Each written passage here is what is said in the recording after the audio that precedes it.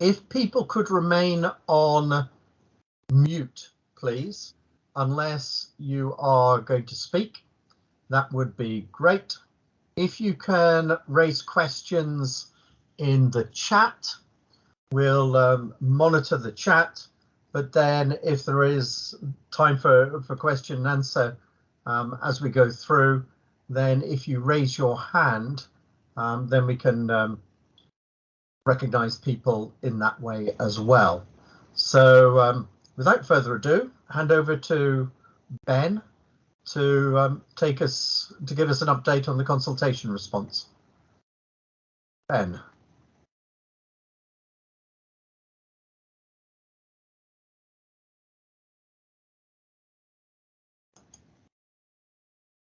You're on mute, Ben.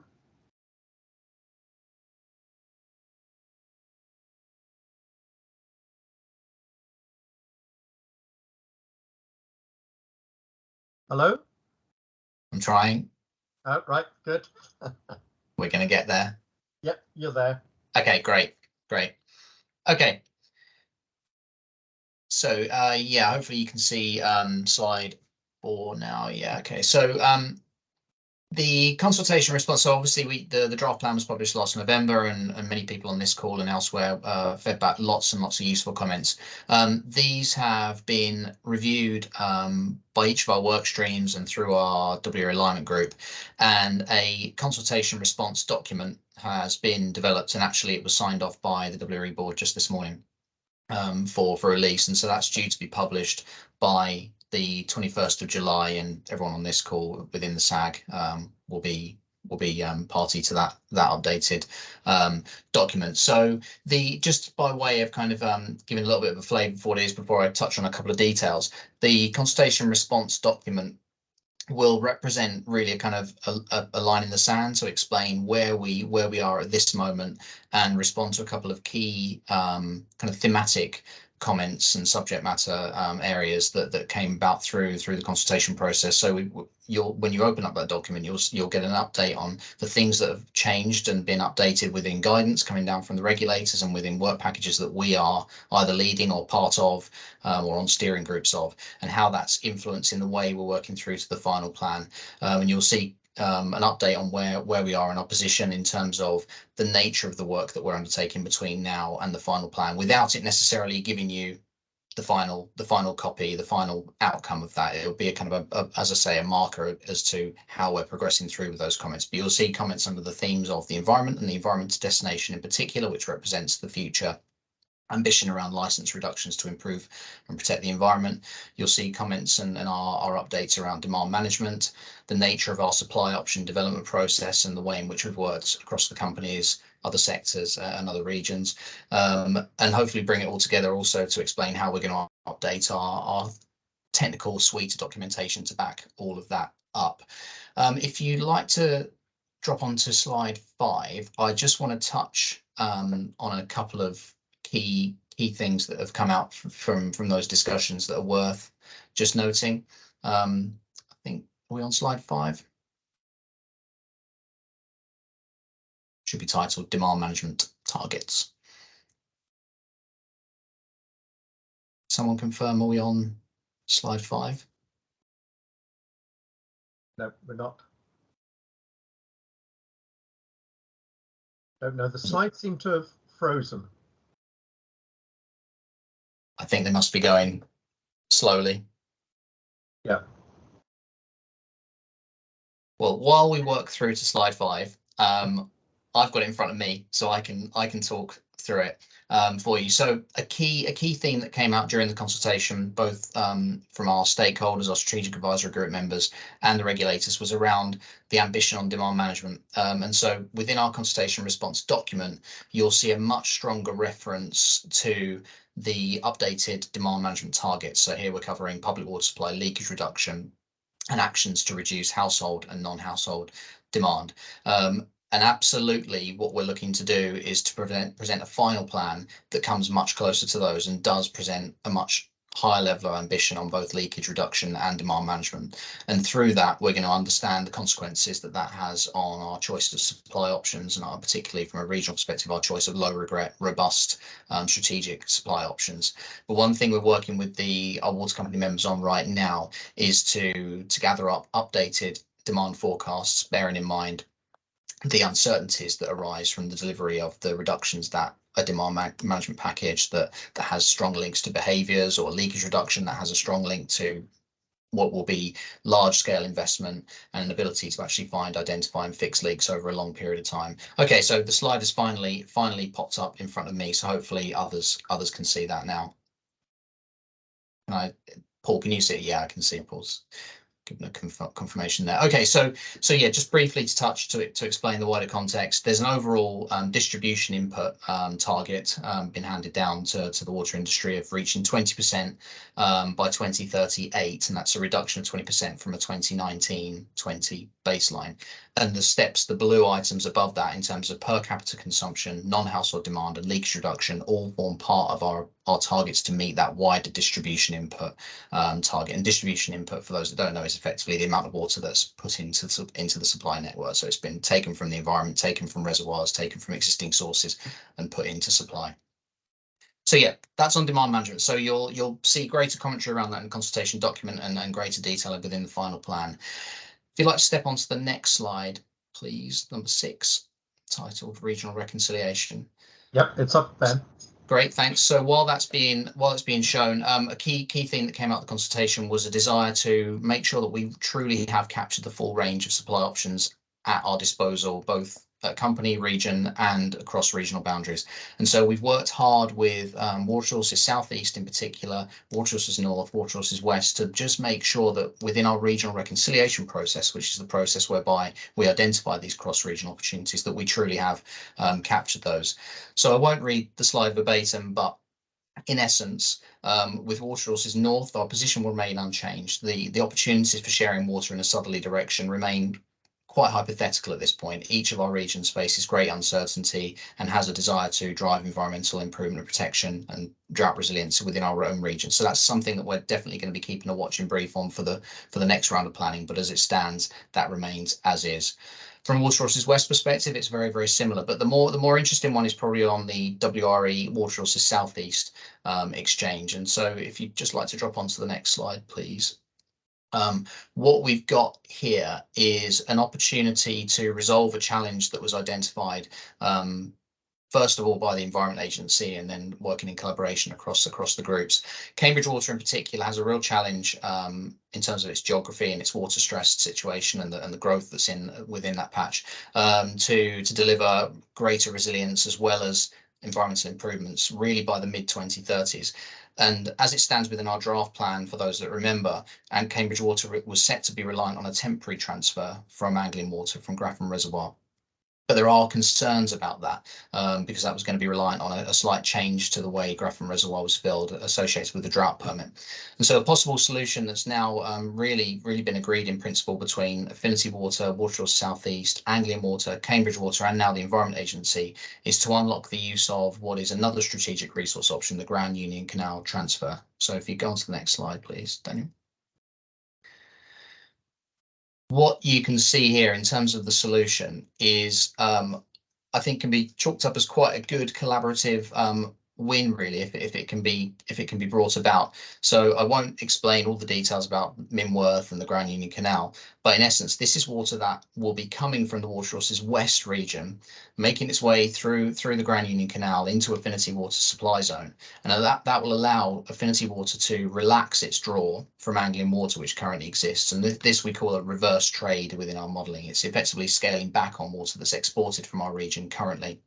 And by reducing that draw from Anglian Water will then in turn be able to release more water to transfer over to Cambridge.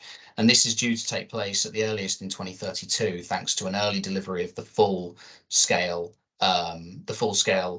delivery of the Grand Union Canal. So it was the first phase, 50 megalitres per day, scaling up to 100 megalitres per day. So this will hopefully, as it stands, play through all of our planning scenarios. Affinity Water are open to it and have agreed it, at least with their planning frameworks alongside Water's Southeast. The Environment Agency, we've been having open discussion with them about how we capture this water and make sure it's being reflected in all of our scenarios. But what it does mean is that we've got effectively with Cambridge Water another, albeit temporary, strategic scale option that gives them greater diversity, a greater option, and a better adaptive plan. So I think this is going to be one to keep a close eye on, and we fully expect this to feature in our plan when it's published in December. Okay.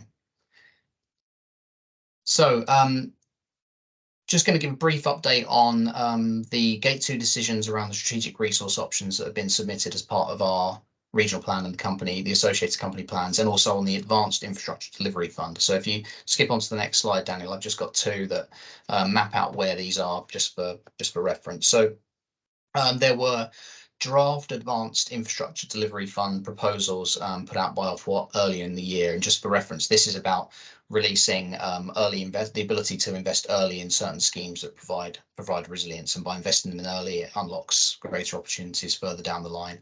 So there were a number arrowed on this map that were put forward. And actually, this position has changed in a positive direction for us just in the last few days. So we can see that it still remains the case that the Anglian Water to Cambridge transfer still doesn't quite sit in that advanced infrastructure delivery pot, but Anglian Water are fully committed to it, and it's going to be within their AMP8 business plans. But we can also see that the Colchester reuse, and if you skip onto the next slide, please, Daniel, another couple of recent changes are for Essex and Suffolk Water, North Suffolk winter storage and connections between their northern central and their Blythe and Hartismere zones are going ahead with that proposed funding. So that's really great news, and because they sit with a really strategic level of importance for our regional plan, and that was articulated when we submitted our own response to those draft proposals earlier this year. And then when it comes to the Gate 2 strategic resource option decisions, we're pleased to see that on the right-hand side there, you can see I've probably just missed my box, but the South Links Reservoir, the Lincolnshire Reservoir and the Fens Reservoir have made it through Gate 2 with full funding approved. So that illustrates that the regulators at least see these as really, really key schemes to keep progressing and make sure they're getting the funding they need for those development stages of those. So there's going to be a piece of work later this year in the support of Gate 3 with the SRO schemes, where we need to work with Anglian Water as the scheme promoter to make sure they're being properly evidenced, but that's something we'll be working through in October to support some milestones in January.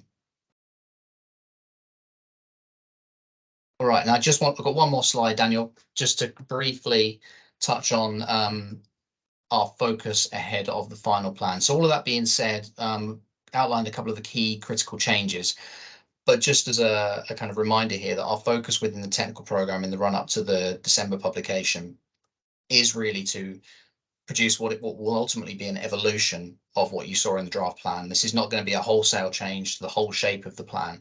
The key things are very likely to remain there. And so our process right now is about making the appropriate updates and checking things are matching the reality in the latest positions. But it's about confirming the low regret core option portfolio that is robust to those short, medium and long-term challenges. But in addition to that, it's about illustrating how the plan could adapt subject to changes in the future. And just as a sort of a recent update is that the Environment Agency in particular have articulated to us as regional groups that they're keen to see regional plans get published at the end of this year or as soon thereafter, and not wait around for every single other potential public inquiry or reconsultation within the wider national context to run through. So it's going to be really important for us as a group to make sure that we put out a plan that doesn't need to be redone if there's a slight change. We need to show how we have adaptive pathways and how we would adjust according to key trigger points. And just in the green highlighted box, I won't read them out, but that's just a broad update of some of the key technical projects that we're running. We're updating the regional simulator with latest forecasts. We are working with the EA and our consultants to understand the broader costs and benefits of delivering against the environmental ambition that we have. And we're also looking to play in and properly represent those interim options associated with the Grand Union Canal transfer. And it's just worth briefly touching the last bullet point that in addition to that critical pathway through to the final plan, we are also working through our WRE Environment Task and Finish group, and also with the regulators and a wider multi-sector group to make sure that we're in there and truly influencing how our environmental destination investigation program is going to work through over the coming years to make sure we're poised with greater levels of certainty for everyone come this time next planning cycle. So yeah, there's a lot going on. It's probably worth just Daniel putting up the timeline slide for people to reflect on. But I think I've probably touched on all of those points. It doesn't bear running through again.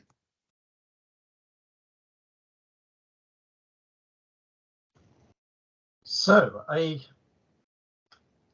quick spin through what will be still a considerable amount of work to get through the consultation response, as you've seen, and then through to producing the final regional plan.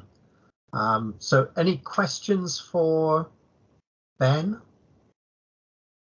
Nathan, I don't know if you want to raise the question that you've put in the chat. Yeah, thanks, Paul. Yeah, it's just something in the press this week about a potential huge increase in the housing numbers in the Cambridge areas, like 250,000 houses being suggested, and the creation of a new sort of silicon fen. And I just wonder whether, you know, does WRE respond to that sort of thing? Do you have a position? Is the water available to do that by 2040? It seems like the sort of thing that the regional group should like have a view on and express a view on if it's not feasible, or if something needs to happen to make it feasible. Well, I can touch briefly on a particular angle on it. What's been interesting about this really is that, as we'll appreciate, the water industry has a requirement to supply new development, new connections when it comes to household. And the stuff that's going on around this at the moment has been a really interesting case where the Environment Agency are beginning to chip in and set out the risks to environmental deterioration as a result of this. So our part to play in this is to make sure that the plan that we set out has properly evidenced the options that are available, that everything is being exhausted. Now, when it comes to the plan that Cambridge Water ultimately put out, there's a couple of other critical questions that we need to ask around when schemes can be made available to facilitate this growth, and whether any other arguments need to be made to continue to supply existing and increasing levels of household demand. But yeah, our role in that is really to show that the full range of options have been considered and how we actually go about resolving that issue, whether that involves changing our targets, changing the way we go about delivering our schemes. But we are definitely part of that. We haven't submitted any formal responses though to this within this case. Daniel, I don't know whether you want to pick that up. No, I was going to see whether Dan Clark from Cambridge Water wants to come on, because he commented in the chat about this particular proposal and the extent to which, you know, obviously as part of this next round of regional planning, we'll be updating our demand side forecast. But Dan, are you able to come on? I can come in, Daniel. Just to briefly say, really, I mean, this is the first we've heard of anything like this. The proposal, I think it's called Cambridge 2040. So we have been having very regular discussions with the local planners anyway around their current aspirations for increasing the level of growth up to 2040. And this hasn't been mentioned at all. So I would imagine it will be completely new to them as well. And this is something that's come from central government. It's very, very high level and early days at this stage. And in terms of our plans, post Fens Reservoir, we would see a little bit of surplus, but that would get eaten away by natural growth anyway, up to the sort of 2100 end of the plan. So yeah, it would need more options to supply an additional 200,000 houses, which, as I said in the chat, is, you know, we're planning for about 65,000 up until 2040. So that is a significant uplift, and I can't even see where they would go, let alone where we would get the water from at this stage. Yeah, and the way that the process would work would be, so it's a central government statement by a Secretary of State largely, and the way it would have to be reflected would be that the local councils would have to update their local plans with these additional housing numbers. So it would have to go through the local plan process. for the local councils to accept those were the numbers, the increases in numbers that they were talking about. But then because the water companies use the local plan numbers to identify what the water needs are going to be. So just now it's at an arm waving level, with a broad geographic area and a broad number. And it hasn't. I just wonder whether it could be like run through the models that we're using for the adaptive plan to see, is it feasible based on the options that we've got or not? You know, just. You would need more water. Doesn't sound like it. Yeah. Okay, thanks. But having said that, we are, I think it briefly just had it on the timeline that was on the screen just now. By August, September, we'll be running a whole load of stress tests. So testing the portfolios that I've identified to more stringent, more ambitious targets. And what we've typically found when we run these stress tests before is whether it's climate change getting worse, population growth getting worse, a greater ambition for the environment, the outcomes are typically characterized in the same way in terms of we still need demand management. We still need the same kind of mix of supply options. We only have so many supply options available to us in what is a dry part of the region. So we still need those 2 strategic reservoirs as early as possible, and we're likely to need a certain level of desal in the future. So it's really just about when. That's the key question. They might need to be bigger. Anyway, I won't hog all the time, but yeah. Okay. Thanks. Katie. I represent the Cambridge City Council in leading on the next local plan, and it's all evidence-based, and it has to be done very carefully. And we do not have the evidence that those numbers are needed or supported by water and many other things. It's not just water; it's construction capacity, it's other infrastructure capacities that we need to consider. But my question is about the demand management and the water reduction targets to 120 litres per person per day by 2023 and 110 litres by 2050. Is that for all new dwellings and existing dwellings? Because that if it was just new dwellings, that seems very low. We are currently asking for 110 litres per person per day, and we get applications for down to 90 litres. All our council houses are 90 litres per person per day now in Cambridge, and we get some market homes at 80 litres per person per day, which is what Eddington built to. So so is that for all? That seems those seem to be targets that we could meet much earlier. But I'm also concerned about controlling the amount of water. In Cambridge, we've got 110 litres per person day, but we get applications for very big houses with very big swimming pools. And if they were going, and it's conditioned at 110 litres per person per day, they should take 5 years to fill their swimming pool. But obviously that doesn't happen. As soon as they're built and occupied, they use an excessive amount of water. But how can this be controlled? Thank you. Well, I could probably give part of the answer to that. So it's an overarching per capita consumption target. So and there's a strong dependency there on new builds being developed to high standards. So yeah, that's absolutely something, and it's illustrative of the fact that achieving this is very much not just in the hands of WRE, water companies. This is in the hands of individuals using water in a smart way. It's about new developments going in the best way possible.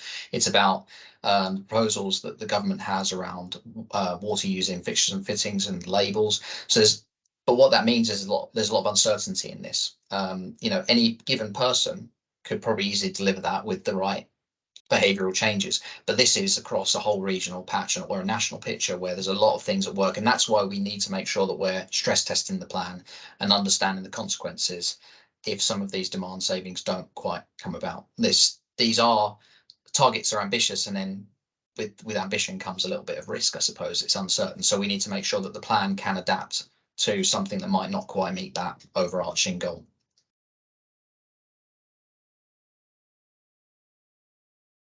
So can you answer? Could you explain how these targets can be met when we condition a certain level of water usage, but there's no control over how much water is actually used by a resident, a home? Well, I don't have the slide open at the moment, but each of the water companies will put in their technical documentation for their WMPs a breakdown of how the targets are going to be met. So what proportion is coming from smart metering programs, what proportion is coming from leakage reduction, what proportion is assumed to be coming from the government-led interventions. And you'll see that there's quite mixtures on the slices of the pie there. The reality is on some of those there's greater uncertainty than others. So there's been a lot of evidence collated around the benefits of metering. So there's kind of higher degree of certainty and trust that those are going to deliver. When it comes to other things around behaviours and development and government-led interventions, that's where the uncertainty comes. And we're trying to get a degree of consistency across the companies and across the country that we're making similar assumptions here so that we can, reflect the reality of it. But there's no certainty in this, but we've got to be ambitious, and each of the WE companies is doing that. Peter Lansdorff. At one of the meetings that Natural Cambridge ran last year, one of the leads on rescuing the Fenland peat told us that the new reservoir would not provide enough water for that. What is the thinking on that? For the restoration of peat? Yes. That's a big question. Should I come in on that? So as part of my role, I chair the Fens Water Partnership, which is looking to see how the water company investment in the Fens Reservoir can deliver wider public value, and that has to include value for the environment, creating new wetland corridors, and peat restoration as well. So whilst the reservoir itself will be built for the public water supply to help them reduce their abstraction from the environment to be able to deliver greater drought resilience and these other outcomes, there is a recognition that that reservoir can also kind of be integrated with the mid-level commissioner system, with the IDBs in the area, to help deliver these wider benefits, because having more storage in the landscape allows you to move water around more readily, and hopefully to make water available for projects like peat restoration. And there's a lot of activity going on already, and you will have seen that the Lowland Peat Agricultural Task Force, which I was a member of, published its final report last week. So the report, chaired by Robert Caldwell, was finally released, and it had quite a lot of funding in there, including a tranche of funding for ADA to distribute amongst IDBs but on a bid basis. And as you might want to say more about this, which is really exciting, because that will be practical pilots of how you can manage water levels much more intelligently in landscapes like the Cambridgeshire Fens, so that you kind of keep water levels at the level they need to in order to avoid oxidization, wind erosion from peats. So the Fens Reservoir is only part of the answer here. There's lots of wider activity going on, including environmental land management schemes, but certainly the ADA kind of role in this, in allocating funding for pilot projects. And I suspect there'll be a lot of take up within groups like the Ely group of IDBs, mid-level commissioners themselves, to take forward some of these pilot projects. Yeah, Innes, do you want to come in? Yep. Daniel, yes, thanks very much, and thanks for highlighting that. It is quite small beer, what we've been given, but every step is, I think, going to end up going in the right direction. And I think what is really important was the comment you made, Daniel, about intelligent management of our water resources across all the various partners. And I'm glad to see that, Amy's on the call here as well from Fens 2100 and the Environment Agency. And I think that it's really, really critical that we all work together. I mean, we know just how much good fresh water actually ends up going out to sea, where with a little bit more common sense and a little bit more clever management, we could actually hold that back in the areas that are needed. The one thing I will say to you is that some of the work around the IDBs in the longer term is going to require legislative change. And that is something that we're certainly going to be picking up with DEFRA. And I've no doubt I'll come back to this advisory group with a little bit more detail on that in the future, about how we can set the legislative parameters so that internal drainage boards become water management boards under the legislative powers that they are restricted to at the moment. Yeah. Thanks, Innes. Henry Cater, do you want to ask the question about desal plants? Yeah, thanks very much. I'm just wondering what timescale you're working on to perhaps have the first desalination plants operational.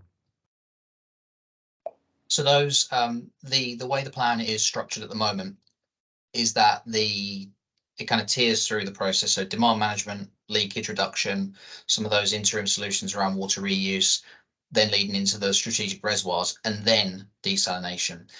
So the idea of deferring desal to later in the plan is that desal plants, the expectation is they can be built bigger or smaller, whereas once a reservoir is in, it's in. It's quite difficult to change that, and so it's the desal plant scaling up or up even more gives us some flexibility later on in the planning period. So at the moment, those are coming in from post 2040. However, I think you asked another question around hydrogen production and energy needs and the water for that.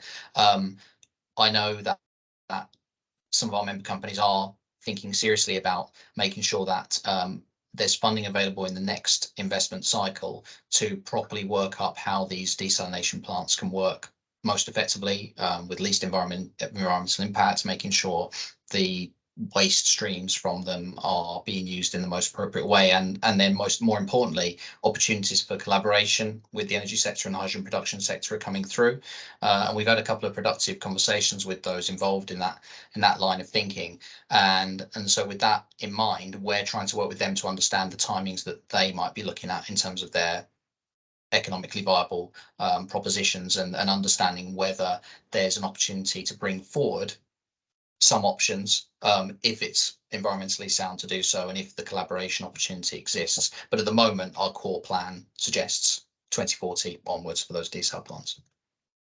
But that is presumably working on historical data from climate change, and if the effects accelerate, we're always going to be behind the curve. So would it not be wise to start some of the planning processes now?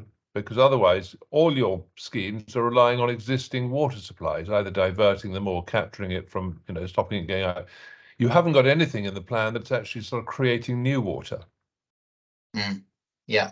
Most of the plan up until that point is making best use and capturing water when it's available for subsequent use. Yeah, you're right. Desal is the kind of creation of new water in some way.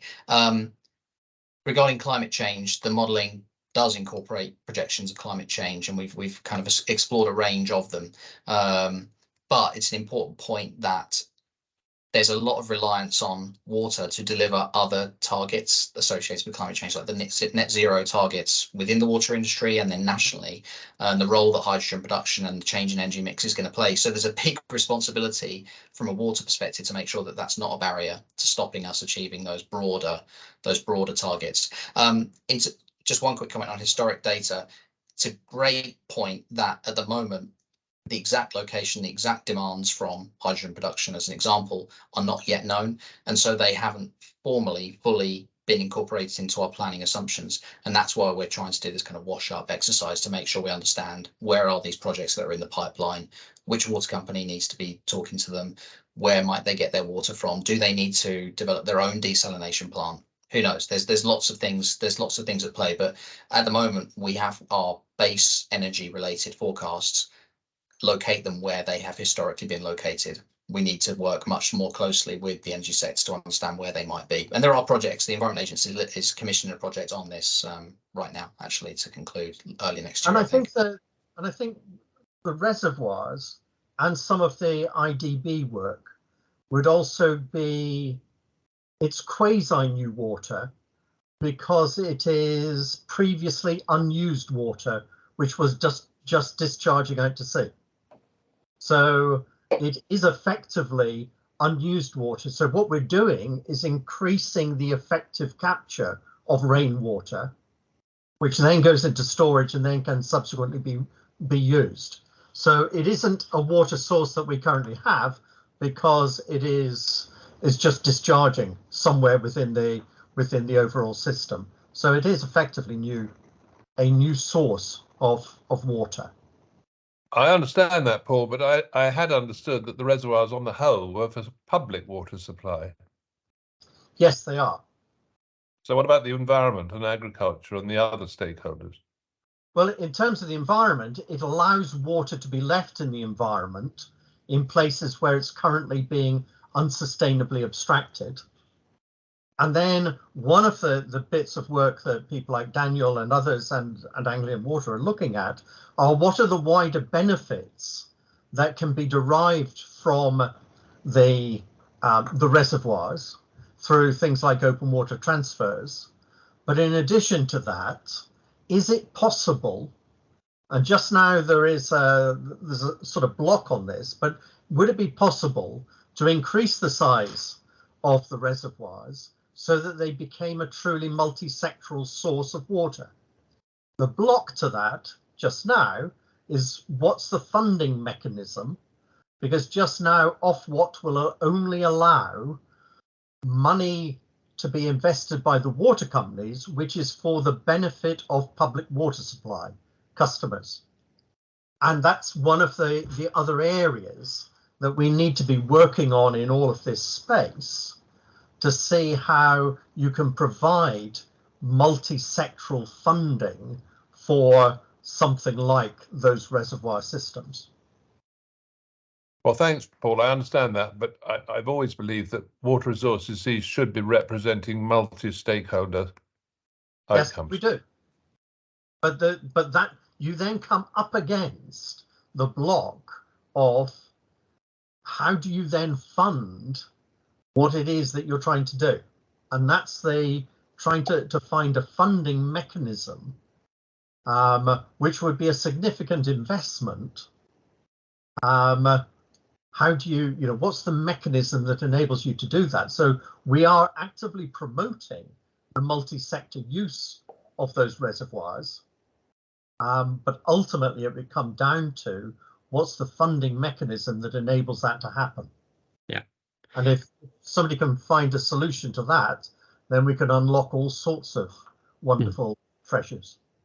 But as I say, even if the reservoir itself is only public water supply, the fact that it is being built and exists within that landscape tied into the local water courses and potential for kind of satellite reservoirs for irrigation, the water companies are looking at how you can use those reservoirs in a way which benefit all sectors by sharing water at different times of the year, because they've got different demands at different times. So that conjunctive use of that water combined with these wider kind of satellite reservoirs, that's still absolutely fair game, and that's what we're promoting through both the Fens Water Partnership and the South Links Water Partnership. And again, just to promote Lindsay's role as chair of the Water Farm Reservoir Group, that explicitly is trying to find these multi-sector opportunities, particularly for agriculture, leveraged by the water company investment in those two strategic reservoirs. Yeah. Thank you. Cameron. Yes, hello. It's really to my question that I posted a little earlier about ocean air harvesting. I appreciate this is looking a bit further over the horizon, and I'm certainly no expert, but as I understand it, ocean air harvesting means that you're actually taking water out of the air over the ocean, over the sea, so that there's no need to desalinate the water because it's essentially fresh water. So is that something that requires some sort of consideration at some future date as an alternative to desalination, which does have localized ecological impacts? Why not? It's not in there right now, but there's a definite ask of everyone ahead of the next regional and company scale planning to think innovatively and to come up with alternatives, because there's only so many times you can review the same options and come up with the same answer. So yeah, why not? Right now it's not in the mix, but yeah, why not? Because as I understand it, the availability of water using that process is essentially infinite. It'd be interesting to see which university groups are looking to bring it through, because that's where it'll have to come from, I thought, in the early stages. Jean. Thank you, Paul. It was just really a response to Henry's question around multi-sector infrastructure and so on. Just to note that as part of the next round of the national framework, the Environment Agency has just commissioned a piece of work around multi-sector funding, both in the development and then delivery of multi-sector options. So they've just let that project and obviously WRE is involved in that and overseeing it and so on.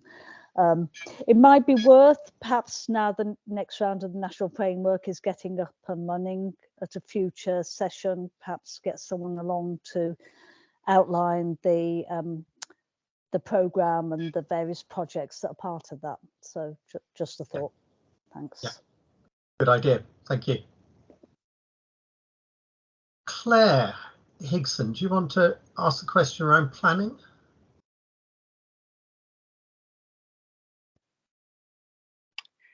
Yes, I think perhaps that has been answered. I didn't really realise there was such a delay, and although I totally understand the problems with Ofwat, I'm really disappointed that it's basically been a bit down the road. You know, we're such a gap with the deployable output, and I just don't understand why we have to wait while all the technical problems with the North Sea and desal, which I understand have not been completely sorted anyway. You know, it would be lovely to know that there were trials happening. I just wondered whether the EDF tankering solution of the desal for Sizewell, that I presume that's a separate desalination plant, and that's definitely happening.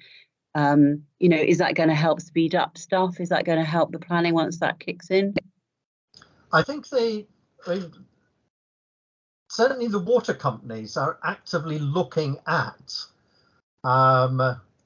desalination processes, because the desalination processes are used around the world, and sort of second and third generation plants are being developed, and much more experience is being gained in its use. So it's not that the water companies aren't doing anything in this space. They are, and they are actively engaged in it.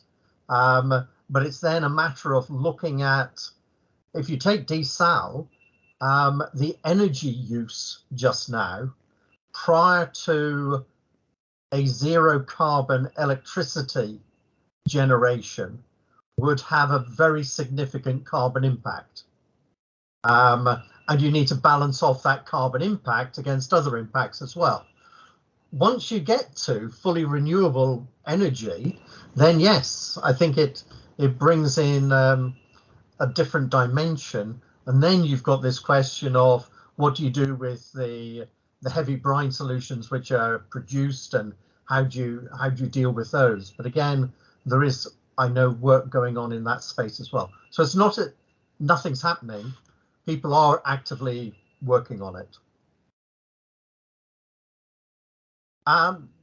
Philip Pearson asked a question about technical assessments. Philip. Yeah, I was just interested in what the timeline is on the technical assessments, and there's much been talked about particularly desalination, but there feels like there's some quite challenging proposals that are going through into the plan.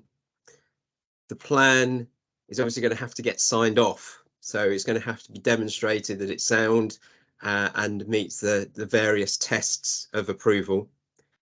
It doesn't feel like there's an awful lot of time between now and sign off of the plan. So I'm just interested to know what technical work is going on, the kind of timeline for that, and if there's any clarity on where you feel you're getting to with those technical issues. Well, on some of the technical issues, so yeah, there's a piece of work that's been going on over the last few months, I'd say, maybe even a bit more, around the combined potential impacts of all of these things that have been proposed along the coast, not just within our region, but outside of our regional remit, and things that are happening on the Trent, for example, which passes through a couple of regions and out to a protected site in the estuary. So there's a piece of work to understand what the potential in combination effects are, and there's been discussions already via our technical delivery group with Natural England, for example, to understand at what point we can at what point in the planning horizon we need to resolve the risks and be 100% sure that the risks are mitigated, and at what point, perhaps later in the planning horizon, we just accept that we need to do some work between now and the next 5 years or whatever it is to resolve those and make sure that we understand how those things are actually going to be delivered in practice. So I think there is going to be a need to put together plans at both the water resource management plan level and the regional plan level that have some things that we still need to work through. I think we're going to need to kind of accept that there are going to be some uncertainties, but that's why we need to show how there's alternative options out there that we can use, and the fact that we cannot delay on demand management, we cannot delay on implementing these reservoirs and things like that. I think, I mean, it's going to be interesting to see where kind of we're seeing quite a lot of details on plans and bits and pieces being pushed to work out kind of later down the line. Clearly, there's got to be a line drawn at some point at kind of what level of detail can you pass down the line. And when you start to have some spatial elements within a plan, so you start to get some sites and locations, you've really got to be testing to check that those locations really are appropriate in a plan as well. So I think it's going to be really interesting to kind of see what's coming out. And again, that's the question about the timeline for some of this and how that plays out. So yeah, I'll leave it there for now, but it still remains a concern about how that technical detail, particularly on some of the elements of the plan, are going to be worked up to a sufficient level to determine it's acceptable. Mm. I think there's a two-stage process as well, and Daniel might want to touch on this. So within the regional plan, we're identifying the two fen, the Fen Reservoir and the South Links reservoirs as strategic resource options. It's then for the water companies to go through the detailed spatial planning for those reservoir propositions. They'll do the spatial planning, they'll do the DCO, they'll take it through the planning process. That isn't for the regional plan. The regional plan is operating at a strategic level, saying we believe a reservoir of this deployable amount in this general location is an agreed strategic option. Then you will then go through, and that's why the reservoirs won't come on stream until about 2035. The planning for them is starting now. And so the detailed planning will go through that process. So it will be engagement in that detailed planning process that I think will elucidate some of those points that you're making, Philip.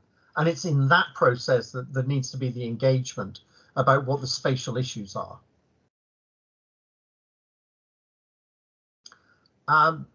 Jean, is that a legacy hand or a new hand? Legacy. Legacy, thank you. Kelvin. Yeah, good afternoon, everybody. I'm glad you just mentioned that, Paul, because that's really my point, really. I mean, I've been involved in the Fen Reservoir group since its sort of inception a few years ago.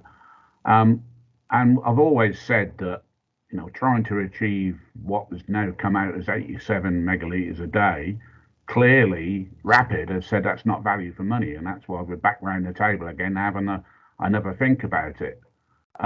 But many of us who sat on that group told Anglian Water and McDonald, that's not good enough. And if you have a systems approach, like many people have said, and use middle level transfer from the NEAN and all that good stuff, you could actually get more than 87 megalitres a day, and we weren't listened to, and I'm not surprised that now it's turned back on them, to be truthful. The other thing I just want to say in terms of, and someone's just mentioned that, I think in terms of the benefits of the reservoir, we need to make sure that the nature or the natural benefits of our chalk streams come from the delivery of the reservoir. They're not around the reservoir, they're all the way across East Anglia. But I don't think that's really clear enough in the stage gate 2 submission to Rapid. Because without the reservoir, Cambridge chalk streams, for instance, are dead. Yeah. That's just one of many. I'm now seeing the same with the Norwich development. Without the reservoir, 50,000 homes around Norwich ain't going to happen. Yeah. So there's a whole raft of stuff there, really, that I think we're just missing a trick with. Yeah. I'll go off my pedal. Thanks, Kelvin. Sabina. Well, firstly, I just wanted to thank you for just underlying sort of the environmental issues and concerns and how this is being planned out and how it's being worked through different levels of planning. I mean, I was working as a planner till Friday last week, and I've just joined the LLFA team, and I'm trying to still work with the integrated water management study that we are compiling for Milton Keynes. And I have to say, I'm still a bit confused in terms of the expectations from the local planning authorities in terms of what they should be delivering for their water cycles or integrated water management studies, whatever you want to call them. From what you're saying, it's basically, as you said, the two-stage approach. You guys are looking where, what size, what needs to be from basically the quantity, volumes, etc. But you also said that you sort of started to have discussions with Natural England and others. So really sort of, I know you said you're going to publish a consultation response document soon, but I just wanted to know if there was any high level objections from Environment Agency in terms of what you were proposing on the environment front that you picked upon. Was there anything that you significantly changed in the plan itself when it came to the environment concerns and the changes, abstractions or whatever of around the new reservoirs? Because it's something that, you know, it's being highlighted to us that we should look at, but we're not exactly sure how and at what point in time. Thank you. So no, I mean, the overall, the feedback from an environmental perspective, I think I've probably mentioned, is not changing the overall shape of the plan. You know, we're still expecting those strategic options to look really similar. Now, there is detail that the water companies will be working on their individual promoted schemes that may have had slight adjustments. You know, maybe they've had some feedback that changes the routing of a pipe or something like that. So we're not party to those detailed discussions, although we do collate the environmental assessments into a regional picture. Probably the biggest change from an environmental perspective for the interim period is around that GUC, the Grand Union Canal supported transfer, because that was a genuine environmental concern that the Environment Agency had, that a drought permit was going to be needed to facilitate the transfer of water from Anglian to Cambridge, and now that's hopefully being resolved through this Grand Union Canal option. But no, there's not, when I mentioned the Natural England discussion, that's not been about specific schemes and specific, you know, designated site issues. That's been about broader, what can we do to make sure the plan is de-risked and make sure that we understand that we're not putting out something that as Philip said, isn't appropriate to put out and sort of sign off as a bigger plan. Individual site specific assessments for the schemes that we're talking about very much sit in the water company camp.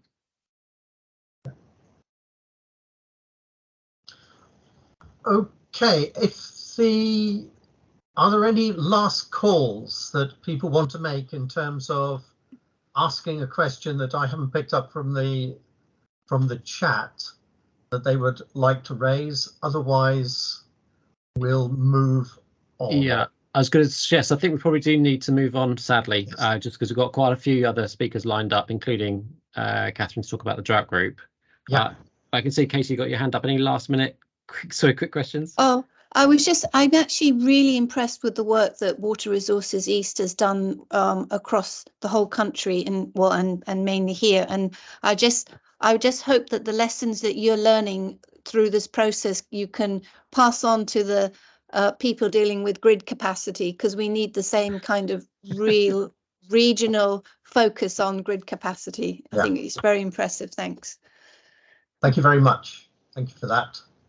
So shall we go on then to Catherine and the WRE Drought Group?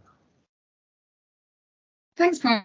Hi, everyone. So I've got a few slides on the Drought Group that we've recently set up that a few of you will be part of. So I've got a couple of slides to sort of set the scene and a bit of sort of drought background. And I'm sure most of you are well aware that the region is very dry, only receives sort of 2/3 of the national average rainfall, which I think is equivalent to like Australia or something. It's really dry. And obviously through all the work that we've been doing at WRE, we know that demand is going to increase from sort of 2025 looking ahead to 2050. We've got, you know, quite a sizable increase in demand, and that obviously with climate change and things, you know, it's just going to increase and get more sort of severe weather events as well. Got a little graph here which just explains the sort of breakdown of projected water use, sort of looking at the split between different sectors. And obviously the public water supply sector dominates the water use, but agriculture is another really significant proportion of that, with a few smaller demands, obviously across sort of other sectors, navigation, power, and things like that. But particularly sort of for the drought group, we're very interested in the public water supply and then the agricultural demands, because they have very high sort of peak demands, which obviously hit in the summer when obviously temperatures and rainfall is less. And particularly sort of tourist hotspots, there obviously we see high peak demands there. And agriculture, a few statistics I pulled out here just on the slides. We've got sort of I think July accounts for sort of a quarter of the ag sector's total annual extraction within the region, which obviously is a really significant amount. So the challenge I think that we have obviously in the region here across, you know, all of the UK, but obviously we're focusing on the east of England for now, is sort of managing that peak demand at a time when resources are naturally going to be more stressed. So that's kind of the premise, I guess, of the, you know, one of the reasons why we kind of thought this group's needed. And actually, if you can move on to the next slide, please, Daniel. The other sort of driver for the setting up the drought group was particularly sort of in response to the last year's drought, which hit the agriculture and environmental sectors particularly hard. Also public water supply as well. And the east of Eden remains in drought status, and the sort of map here on the side of the slide just looks back to the end of August last year, and you can obviously see that, and looking at sort of rainfall across the UK, or England, sorry, you know, East England remains very dry, and it saw an awful lot of water stress. The EA have undertaken several workshops looking at sort of lessons learned from the drought last year, and the kind of key things they pulled out is particularly needing to have more agility in the short term and ability to sort of respond quite quickly to droughts, because particularly I think some of the experiences from the drought last year, it came on quite quickly and hit several sectors all at the same time. It was very hot and there was very high demand all hitting at the same sort of time, so there was like obviously, you know, perfect storm for drought pressure. And then looking ahead to sort of medium to long term, sorry Daniel, just hadn't quite finished that slide, thank you. Just sort of looking a bit more sort of widely rather than just operational response, looking at sort of improving that sort of collaboration or response and evolving best practice. And then there was a particular mention that came out of these lessons learned for regional groups was that the groups should use our sort of position to support that sort of drought management and response, and trying to pull those things together across different sectors, knowledge sharing and highlights of drought risk, just try and support that drought response really. Thank you. Next slide. Thanks, Daniel. So what, in response to all of these drivers, Dory has done is created, say, this drought group, and I've just summarised here the terms of reference. So primarily it focuses on the East Anglia area catchments within the EA's remit. So that's how we've sort of distributed and sort of delineated the regional scope, and that's sort of principally Norfolk, Suffolk, Essex and Cambridgeshire, but then also looking at Links, Beds and Northants as well. Primarily the representatives on the group are abstractors of water, so I appreciate sort of there's a lot of interest in drought and it's not to sort of exclude anyone, but at this point we're really trying to focus on sort of more abstractor led representatives, but obviously that's absolutely not limited to water companies, and we've got representatives from a range of different sectors. And it still is all in its infancy. We've got our third meeting on Thursday, so you know it's still an evolving process as well, but at the moment yeah, the kind of representatives that we've currently got sitting in the group is organised and chaired by ourselves. And the kind of agenda items that we are looking at discussing, so we have sort of water situation updates and projections from the Environment Agency and all the different sectors who will be abstracting across the region, potential for obstruction restrictions, trying to sort of share that knowledge and sort of that drought status awareness. We're also working on improving drought comms and sharing sort of what's going on within the drought comms, and probably that might look to extend beyond sort of drought comms, more just sort of water efficiency comms as well and things like that. But at the moment, that's obviously the sort of core focus. And then sharing of relevant projects and really providing a space to kind of build on stuff that might be common across different sectors. And I'll come on to that a little bit more, a couple of slides time. Next slide, please, Daniel.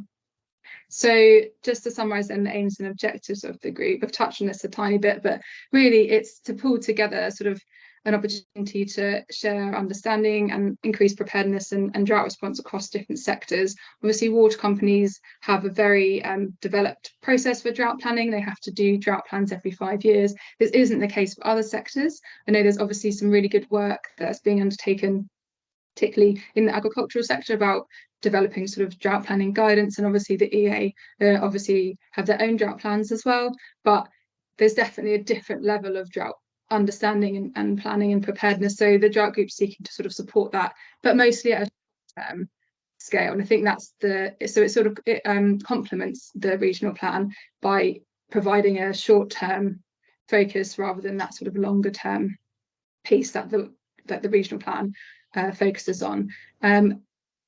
We have an aim to sort of identify and then facilitate water sharing options, so particularly between water companies in agriculture or other abstractors. There's a comment in the chat about sort of golf course use, and that's definitely an area that we're working to look at a bit more as well. And if there's opportunities to sort of share water, perhaps on more of an ad hoc basis, it might not be a formal water trade, but it might be, you know, at a time of high water stress or, you know, drought risk in a particular catchment, there might be something that we can support and pull options together. So look at that a bit more, and then just trying to enhance our multi-sector working through this sort of short-term option and approach.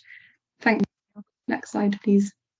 So then looking at the kind of current areas of focus that we're focusing our attentions on at the moment, as I say, it's still early days, so this will, I'm sure, develop, but the key areas that we're focusing on at the moment is, I think I sort of touched on this just now, so exploring and identifying potential water sharing options, and that is very much sort of working with water companies where they might have water available different times that might be therefore able to be shared with other abstractors, or where other abstractors are under sort of water restrictions. Is there anything that we can help as a group to identify where that might be and facilitate some potential to sort of alleviate that pressure a little bit.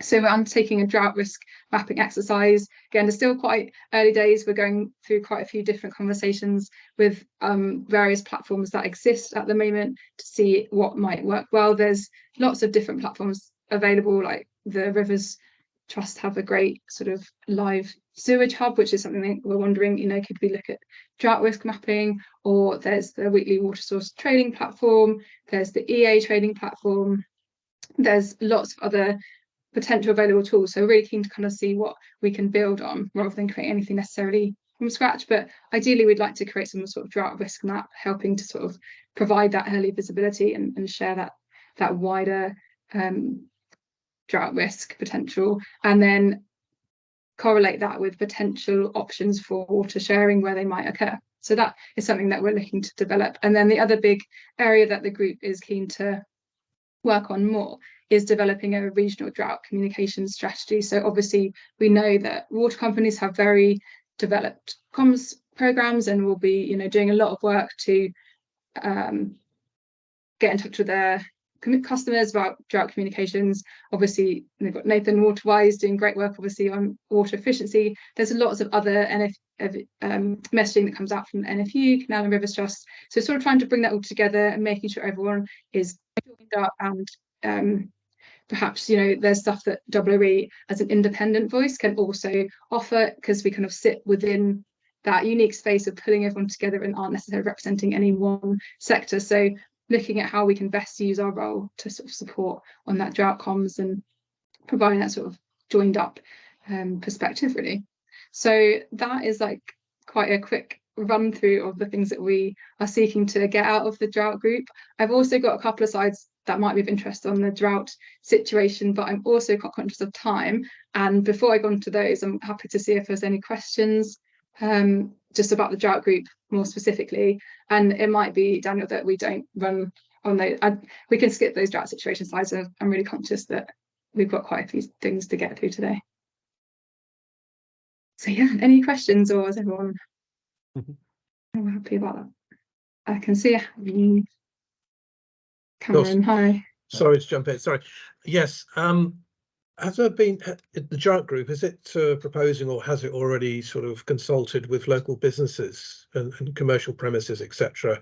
One of the things that's been raised, I've been party to, another meeting, is what's already happening in California, where businesses are starting to disinvest and relocate because of the ongoing drought situation. If such a similar situation was faced here in the Cambridgeshire and East Anglia area, that would be a significant risk.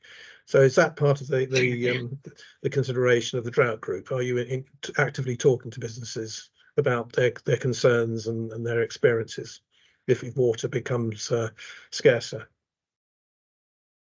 I think through just wider communication and conversation, we have the opportunity to speak to different businesses. It's not a specific action that we've taken from the drought group, but I think it's a really interesting point. Thanks for raising, and it's definitely something that we can sort of note down and make sure we do kind of keep that in mind, actually, because yeah, as you say, that could really change the future of kind of demand. Sorry if I can say, it's a concern that was raised by Matthew Bullock from Cambridge Ahead at the meeting I was at over a year ago. So it definitely seems to be on the radar of businesses. Yeah. And the reverse of it is not reverse, but the other aspect is true, which is the lack of water is inhibiting commercial development already. We know that, yes. Yeah. So taking that other aspect, like those who would move away, is something to consider. John. But we do. Oh, sorry. John. We can move on. No? Innes. Yes, thanks. Quick question, Catherine, if I may. Our friends in Spain tend to take a 5-year horizon on the on drought planning. What is the horizon that we're looking at here in the UK? Yeah, it's about 5 years as well. That's what water companies plan to. And obviously, because we've got the long-term regional plan that looks much further. So yeah, it's about a 5-year timescale. Yeah, and just to say that the idea of regional groups is slightly different to the role of the national drought group, which is taking an overview of all of these aspects and is doing a lot of the work with the liaison with other countries and experience from other places. And so it's one of the things that we're interested in is how does the work of WRE specifically nest within that national drought group work as well? And so what's the specific that the WRE folks do, which is different from, but builds upon, the work of the National Drought Group? 2 more questions and then we must move on. John, please. Thank you, Paul. Yeah, the Essex Climate Action Commission recommended 30% wildlife areas or natural green infrastructure. And that really is there's multiple reasons for that. But one of them is also water retention in the landscape, not just by trees, meadows and marshes and those things, but also creating lakes and reservoirs that have another function, which could be, and I know the NFU have been looking into this, multiple farm reservoirs that actually service a whole number of farms together.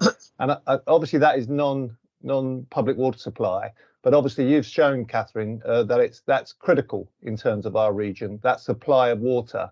And I think there's I don't know if you're getting into detail at all, but the opportunity to create sort of local water supplies. And someone said earlier about water going off to the sea, not captured. I think there's an opportunity to capture water in the winter and then return it to farms or environmental areas, which are critical. I don't know that you've touched upon that in your group, Catherine. It's definitely something that we have thought about, and I think that almost is that link between the short-term drought response to the longer-term planning as well, and sort of how that water gets used, and if there's a way to sort of, as you say, capture it when it's available for when it's not. So yeah, it's definitely all part of the thinking, and along the lines of sort of, can water companies play tunes with their sort of abstraction patterns and things as well. So yeah, thank you. No, really, really good point. Thanks. Peter. In 2 of the last 4 summers, the strain on the aquifer has been such that our chalk streams have dried up. And presumably that's going to get worse because of our increasing economic development. So it is a real worry that it isn't until 2032 that more water is going to be brought into the area. Yeah, I think chalk streams obviously high profile and a very big consideration. I think that the drought group's trying to look at how we can manage short-term water stress. So potentially, you know, where chalk streams are seeing kind of pressures, are there ways that we can support those pressures through water, changing the way water is used if there's obstruction nearby and those, you know, particular watercourses are being flagged as under sort of drought stress, then the group, I guess, will hopefully be able to sort of, there might not be anything that can be done, but we can have those conversations within that group and explore if there are any options to sort of help manage that situation. But yeah, the chalk stream vulnerability is definitely something that we're very aware of, and that gets captured as well through the sort of environmental destination and things too. Yeah, thank you. We do need to move on now if we can, and moving on to the managed aquifer recharge. We're skipping the comfort break. People can go and have individual comfort breaks, and we'll move on to the managed aquifer recharge. So whoever's presenting on this, please. Yeah, can you hear me okay? John Patrick. Yeah, thanks. Yeah. Managed aquifer recharge, my involvement in this is I've recently taken on the running of SAG, which is a water attractor group representing multi-stakeholders in non-public water supply stakeholders in the Suffolk area. And my kind of other job is a water consultancy, of which we were asked to run and set up Felixstowe Hydrocycle. Felixstowe Hydrocycle is a business that has demonstrated two things. One, the illogical pumping of drainage water into the North Sea when we're short of fresh water, and we've now recycling 600,000 cubic a year back to farm reservoirs through a 14-kilometre pipeline. And the other part, again, a very logical thing, is if we are in trouble for over abstracting aquifers, ground aquifers, why are we building surface aquifers to store water in? Why are we not just putting it back downstairs where there's plenty of room? The reason I've got this first slide is to show, I think, really the amount of collaboration that's gone on a local catchment based basis, which I think, as we look for the few dregs that are left in the barrel, the combination of local engagement at catchment level is crucial. Next slide, please. So to get farmers to get their head out of the sand specifically, we've working with the agency and Water for Tomorrow, we've got these heat maps out and about. I don't know if you can see the scale on there, but this particular catchment, the blue squares are public water supply abstraction, and then the individual licence holders dotted throughout the catchment. And you can see some of the headline scary figures there. Some licence holders will have to reduce their groundwater licences by 93%.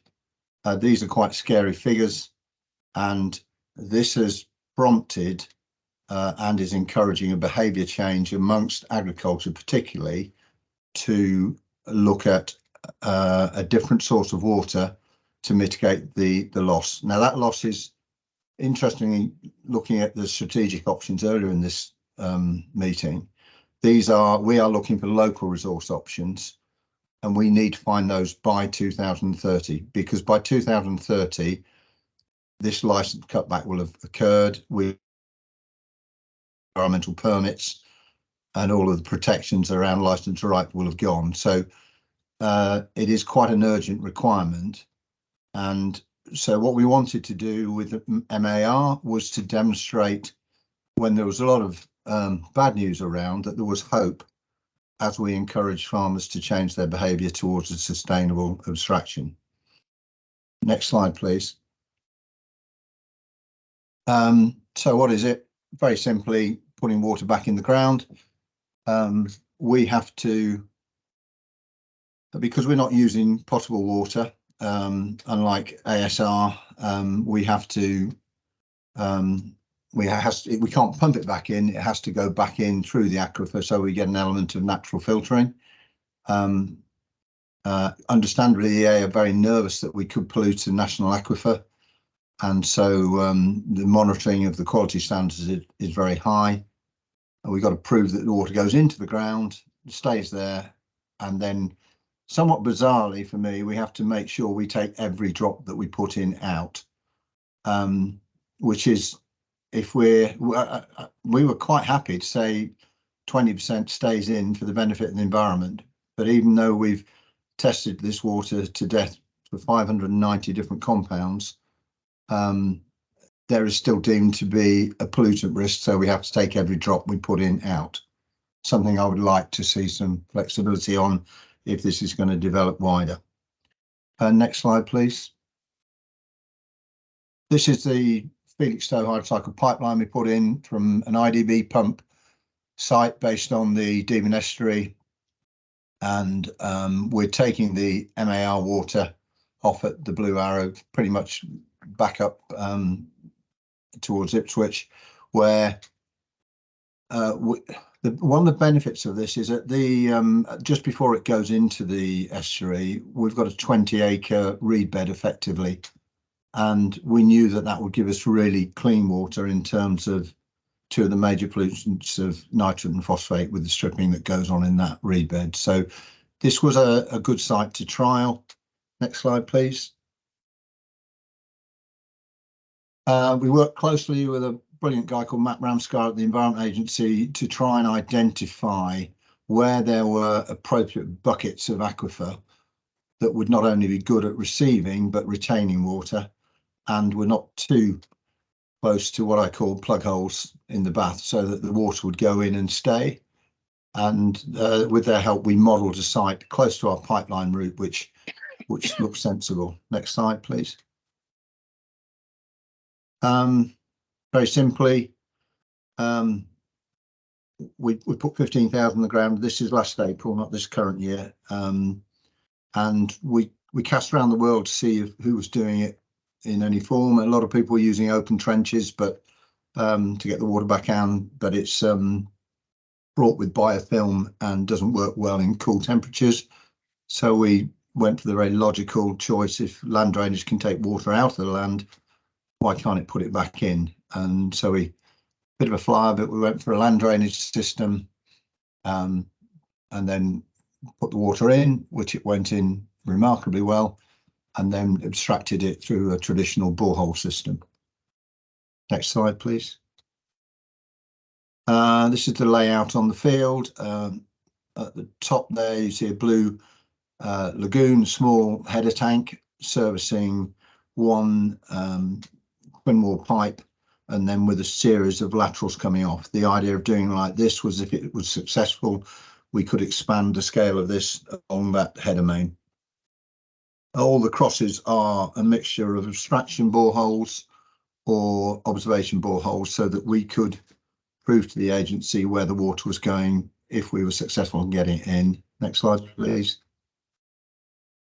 This was the infiltration lagoon before it was filled, and the idea here is by creating a depth to this lagoon, that we, even though we're not allowed to pump, we could create a small head that would encourage the infiltration. Next slide, please. That lagoon feeds this main header main twin wall pipe, which is running at about nearly 3 meters deep. Next slide, please. Servicing a series of standard land drainage drains. We had to modify the land drainage to get it in that deep, but it is, everyday agricultural technology. Next slide, please. I get excited about this one. If you can pick the button that makes that run. The water started disappearing down that hole, and it just kept going and going. I thought it would back up eventually as the system wetted up, but we were blown away. We're putting 1,000 meters cubed a day into a 2-acre site. Next slide, please.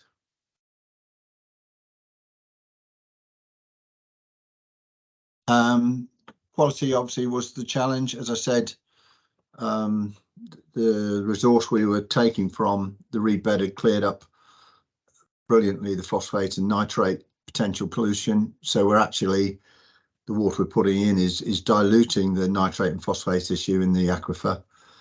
Our only challenge has been chloride.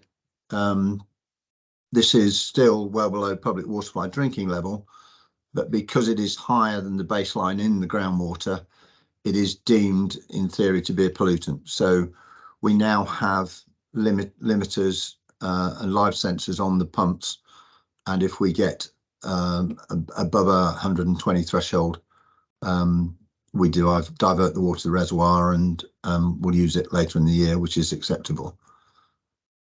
Next slide, please.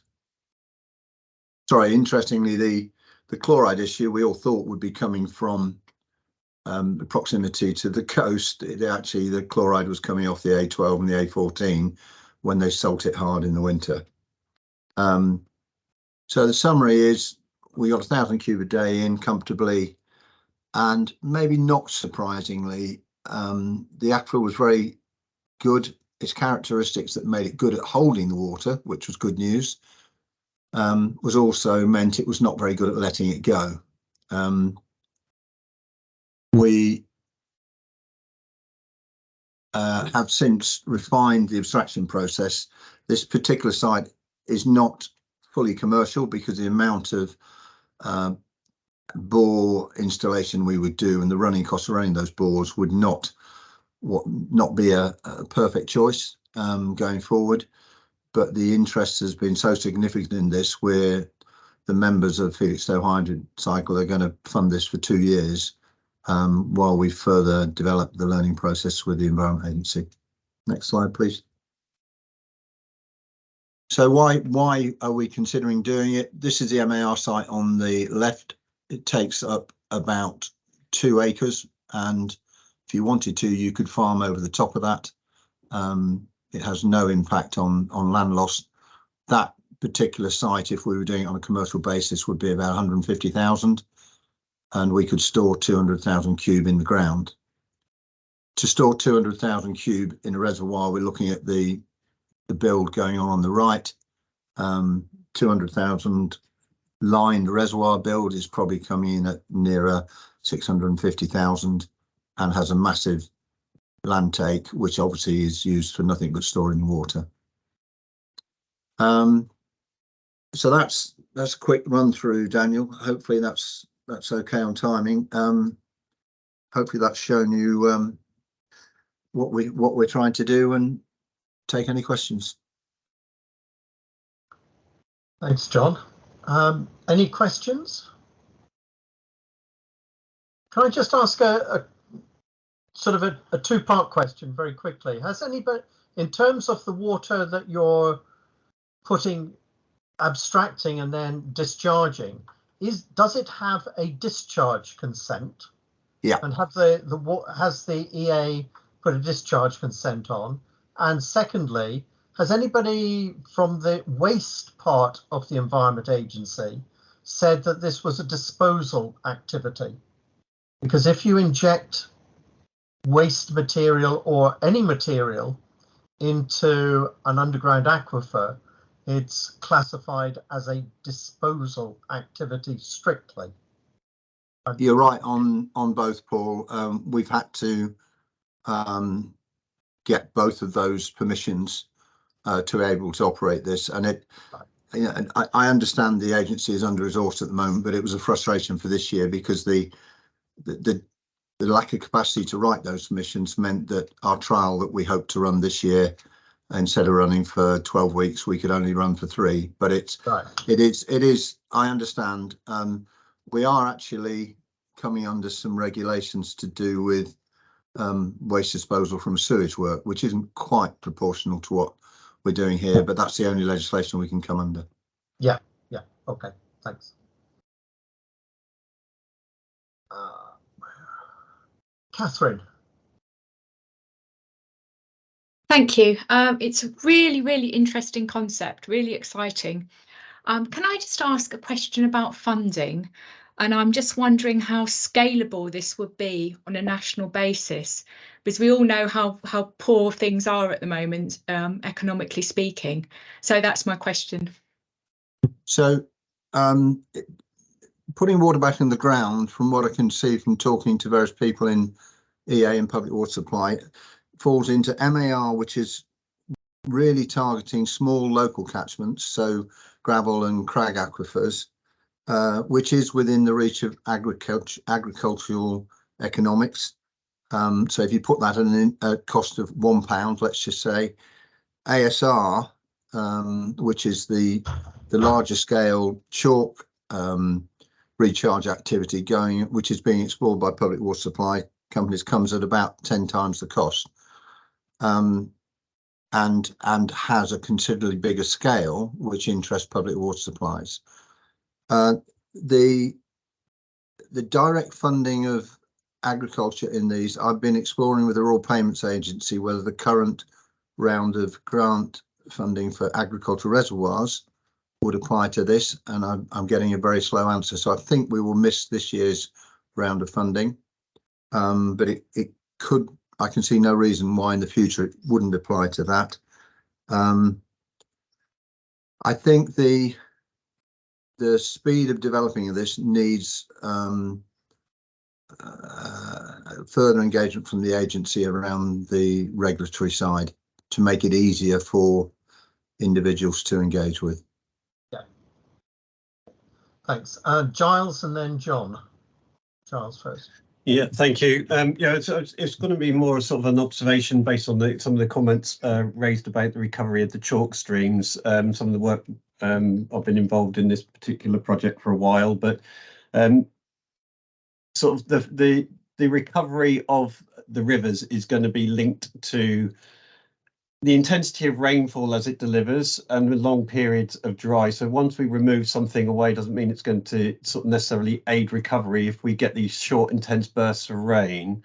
The heat maps we were sort of trying to develop, the next stage of that, John and I had thought we were going to try and monitor a river and then get real-time high flow understanding of capability of yields to take us to the stage of then taking the water out of the system throughout its length.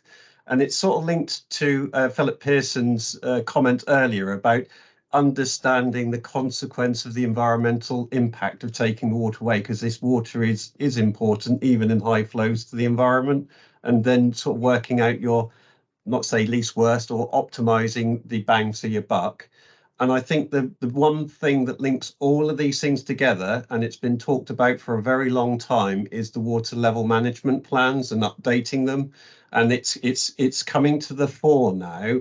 And whilst they were focused originally on designated habitats, it's about linking the need of all water receptors, water level, water quality. And on the last bit about funding, nutrient neutrality, whilst there's been a huge burden on the areas it has been developed into the counties, certainly within Norfolk and housing development, it's been brought in new monies to work out how we work differently.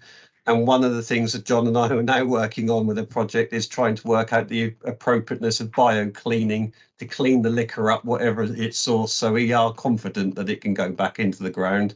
And that's the piece of R&D work that we need to do with the Environment Agency and others to do that. But water level management plans and this manager aqua recharge is a very powerful tool in our box, and we need to sort of be more comfortable with it, accepting it needs R&D and science behind the decisions we make.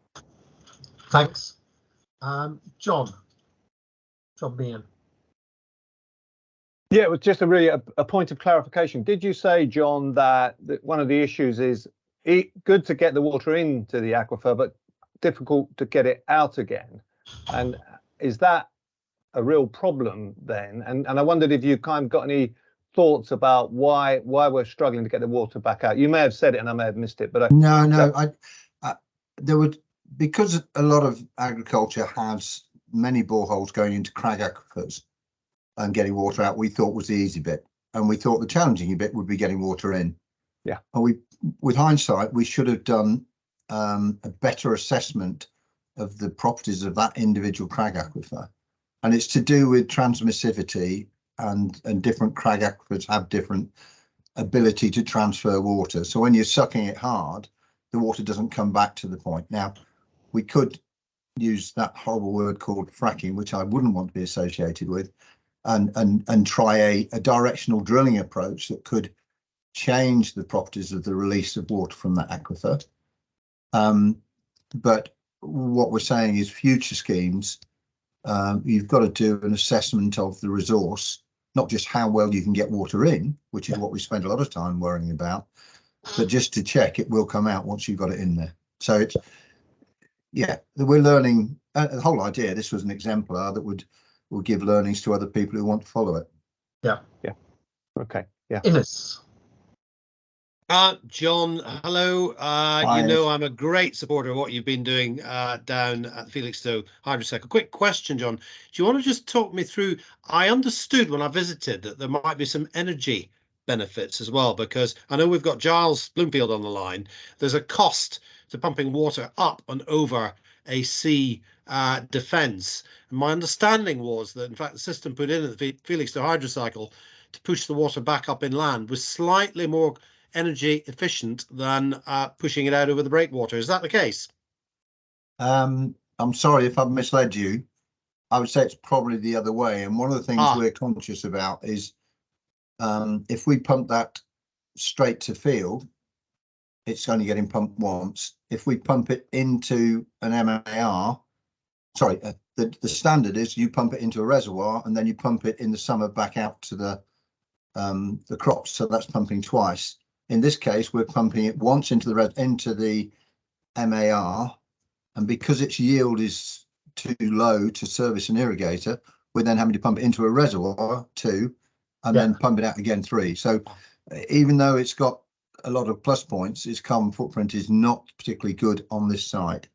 I would say all of those options are no better than pumping it out through the IDB pump. The only benefit is we're reducing the IDB's electric bill at the moment for them. That's maybe what I understood. Yeah. Yeah. Robert. And then we'll move on. Robert Young. Hi there. Can I, just a quick question. Is there any mapping that would suggest where this might be possible? And is that, yes. Sorry, research that could happen? Yeah, I'll rush through this. So Matt Ramscar, who helped us specifically with our site assessment, has in broadest terms mapped East Anglia. And so I think you could say that where there are areas that it definitely wouldn't happen, and there's areas where it is most likely to be accessible. I think it then needs the individual developer to go and look specifically at the properties of that site. But yeah, we've narrowed the needle in a haystack down to large areas of Suffolk and Norfolk that could be suitable. Yeah, that's interesting to hear. It's a fascinating concept, and one of the benefits that you might not have adduced is actually one of the agricultural reservoirs in the North Norfolk area has suffered from contamination from bird feces, so which has meant that the water is difficult to use or has to be treated. So, you know, that's something which presumably you wouldn't suffer from with this scheme. No. Thanks. Thank you. Thank you. Thank you, John, for that. Fascinating. And good luck with streamlining the regulations. Thank you. And anything I can do to help with that space, do ask. Water for food update. Who's leading on the water for food update? Yeah, I think we've got Harriet on the call. Harriet, yes, you're just coming on now. Hi. Yes, hi everyone. I'll just really quickly introduce myself. Harriet Robson. I work for EnviroWater Water Resources Consultancy. I previously worked for Essex and Suffolk Water in the Water Resources team and was involved with Water Resources East. So I've got an awareness of what you guys are doing here. I have been chair of a task and finish group of the Water for Food group for the last year. I'll come on to talk about what we've been doing. But I just wanted to hand over briefly to Kelly to introduce the Water for Food group and just give a bit of a background to how we got to this point. Great, thanks Harriet. Could we go to the first slide please? Would that be okay?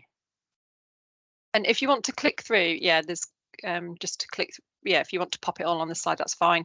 So yeah, over the last 17 months that I've been in this role, we've certainly been working very closely with the Environment Agency and DEFRA, and it's really great to see the outcomes of our communications and our conversations coming forth in, firstly, the DEFRA Plan for Water. So the DEFRA Plan for Water, published in April this year, states that water is vital for food security. It commits to, at a minimum, maintaining the current level of food that we produce domestically. And one of its aims is to increase the amount of water stored by the agri and hortic sector by 66% by 2050 to support food production. So really looking at how we're supporting that, looking at a sector that really struggled with planning, with processes, with structure, with funding. How can we start to build some of that flesh onto the bones? So looking at water resources management plans, looking at a drought plan for agriculture, and looking at the importance of water abstractor groups. So where are the abstractor groups? Where do we need them? And how can we support them to grow and develop? If we can move to the next slide, please. And again, if you want to flick through, that'd be great. And then more recently, we had the DEFRA Farm to Fork Summit announcements. So just focusing on the two second and the third point in section 6 of those announcements, really pertaining to water security. So DEFRA has committed to creating national and regional water resource management plans for agriculture, helping farmers plan their water resources and better resilience to drought. And also DEFRA have committed to supporting farmer-led groups to identify local water resource options. And anybody think we'd plan this, wouldn't they, John? But on building on the success of projects like the Felixstowe Hydrocycle. And then if we move to the next slide, please. So where does the Water for Food group fit into this? So the Water for Food group was set up, I think it was back in 2012, after the drought of 2012, by the NFU, so Paul Hammett, my predecessor, UKIA, so Melvin Kay from the UK Irrigation Association, and the Environment Agency, and created this stakeholder group to look at being the direct link and communication and engagement link with the Environment Agency, specifically looking at water for food. So back in last June, we decided as a group that we would set up the first task and finish group, looking at the development of water resources management plans for agriculture. What does that look like? What scale should we start at? What information do we need to include? And also the development of an agricultural drought plan. And Harriet's going to talk through those in a second. And then more recently, we've had one meeting of the Task and Finish group on governance. So this is really following on from the National Framework number 2, looking at governance and funding for non-PWS. So we've set up a Task and Finish group to specifically respond to that workshop on governance and to be able to provide our comments and our thoughts for the agri and hortic sector. So that's where we are, just to set the scene. I'm going to hand back to Harriet to take you through the Task and Finish group and where we are with that. Thanks, Harriet. Great, thanks, Kelly. If you just move to the next slide, please. Thank you. Yeah, just click through that. So as Kelly mentioned, we've set up this Task and Finish group with the question of how do we develop water resource management plans for the agri-food sector. So we landed on that we should produce a framework, a sort of manual for how abstractors can develop their own water resources management plan for their business. So we needed this manual to be simple, so it's not daunting for an abstractor to pick up. Farmers are very busy, you know, we want this to be taken seriously. So we tried to find the balance between having it be simple, but also it does need to have enough technical detail for it to provide value and for it to actually be effectively used to create a water resources management plan. So where we landed was it tries to be a step-by-step simple guide, but you know, we provided links and information to the technical detail if anyone wants to go and look at that. It needed to be broad because there's so many different types of abstractors and irrigators. You've got arable farmers, livestock, aquaculture. So it needs to be broad enough that it can be applicable to any type of business. But it also needs to be consistent enough that it aligns with the existing WMP frameworks for water companies, so that it can integrate well into the regional and national planning. So we've got our draft framework, which I'll go through in more detail in a minute. It is currently being piloted through a couple of water abstract groups in East Anglia, primarily BAWAG. So they have got their hands on it and are testing it. Once we get some feedback from that, it'll be refined and it'll be launched later this year. But the pilot process, is going to be a longer process, so it'll be constant, it'll be refined, and we'll work on the feedback that we get from it being used by real abstractors. If you can move to the next slide, please. So we've taken the principles from the water company WMP frameworks to make sure that all the key principles are covered in what we've done. So the first part is right at the start. Why should you plan your water resources management? Why should you take this seriously? What do you want from your plan? Do you want to secure? Do you need more water? Do you need more reliable water? So we really want at the start of the manual to get people to set the scene in their head and know what they're trying to achieve. We go through how to forecast your supply, so your water available for use, so to understand your baseline position and your licenses, and then to forecast any changes due to license reductions, deteriorating assets, climate change, drought resilience. And then we come on to how to forecast your demand, so to understand your baseline demand position, and then also how your demand can change. And through those two sections, you get a feel for your supply demand balance. Next slide, please. And then we move on to options, so you know what your supply and demand is, what possible options could you have.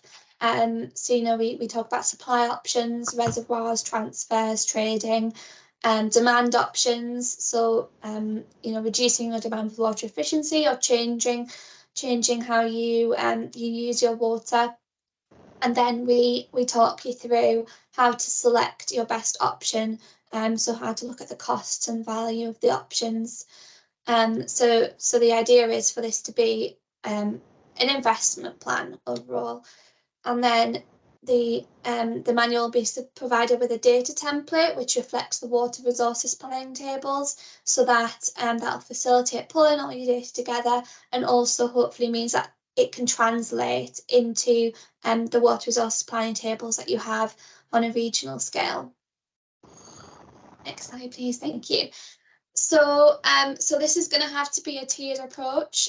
We've started at the bottom, so we've developed this framework, that the idea is for that to be distributed kind of on to individual farms or clusters, to create water resource management plans for business.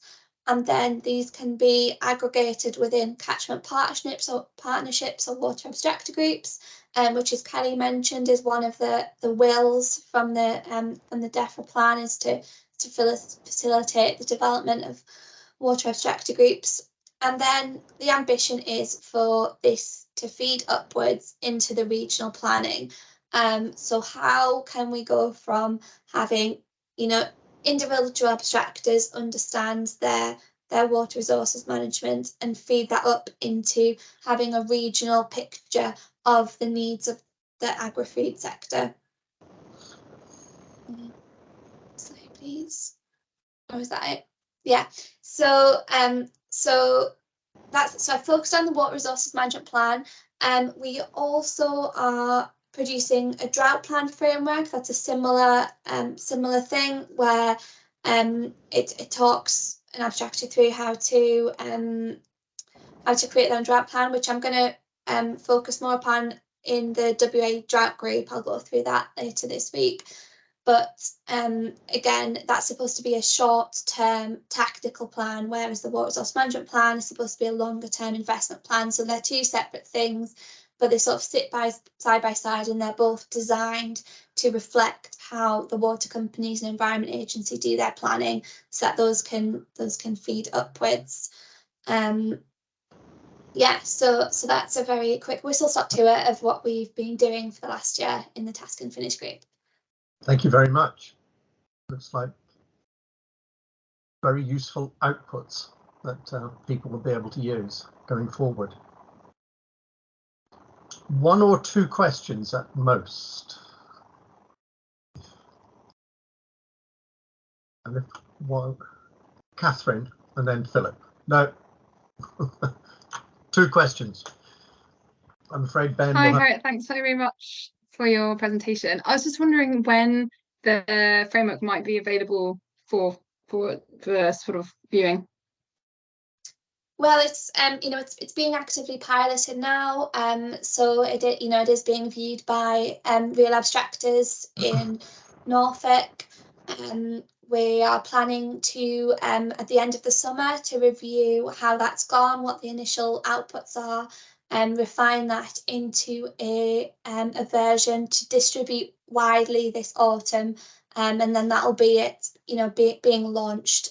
So yeah, we see it kind of being ready to circulate widely later this year. Good. Philip. Just interested to know if there might be some guidance around the sort of evidence-based environmental considerations with these options as well. I've mentioned it quite a lot today, but it does feel like some of that evidence base and that support to understand what's needed to work through process is helpful, certainly in the conversations that we've been having with different landowners through the farming and protected landscapes applications. I'm just wondering if there's a role here where this could actually help provide that additional support around that environmental requirements around some of these options. Yeah, so one of the ideas of this as well is that it can support future license applications and applications to the Environment Agency. So we do want kind of include that that sort of wider review of the options. So yeah, that's it is something that that is thought about. It's just finding the balance between including enough information in the manual for someone to do that side of it, but not overloading it with the technical detail. And hopefully that could come out, during the piloting.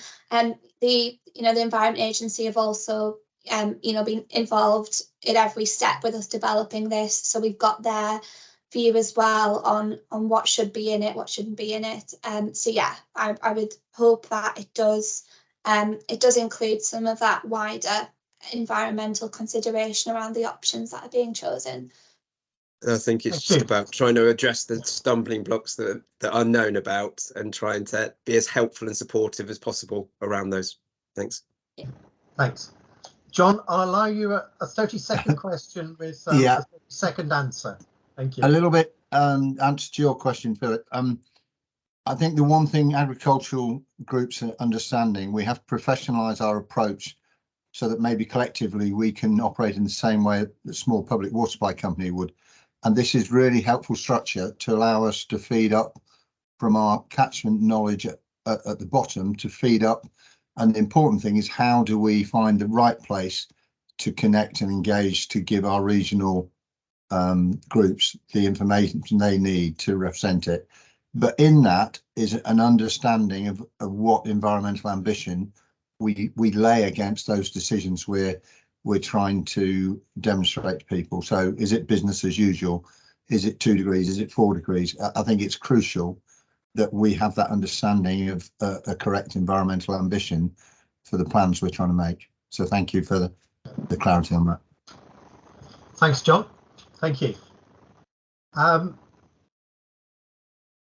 thank you for the presentation. I think it's going to be really interesting to see how they can be aggregated from individual farms up through catchment groups, up through abstracted groups, and to see where, as John was just highlighting there, where technical experience can come in from the more knowledgeable people within those groupings to inform this process. So looks like it's a really good initiative. So Kelly, just a couple of minutes on reflections.